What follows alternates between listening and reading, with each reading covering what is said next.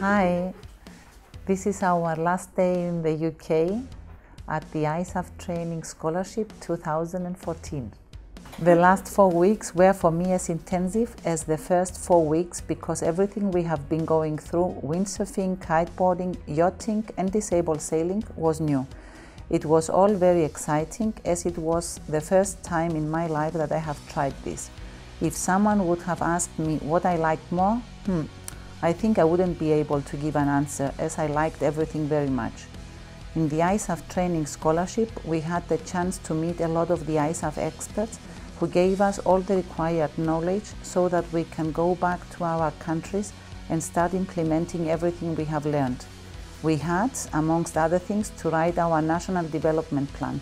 This was done under the supervision and guidance of the ISAF experts. Yesterday, each of the candidates had to present this plan to the CEO and other staff of ISAF. This plan will be our guide for the future and will help us to stay focused to our goal.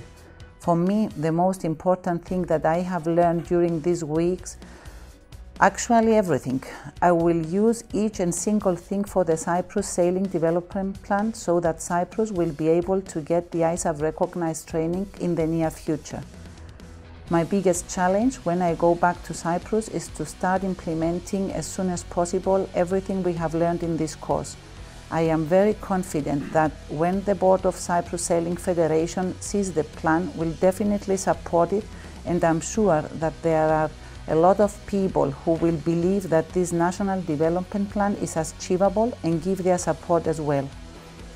I would like to take this opportunity and thank once again the International Olympic Committee, the International Sailing Federation, the Cyprus Olympic Committee and the Cyprus Sailing Federation. A big thank you also to all the ISAF experts who have been with us and also to the other candidates. Of course, I would like to thank my husband, my 3 kids who supported me. A big thank you to all of you. Thank you very much.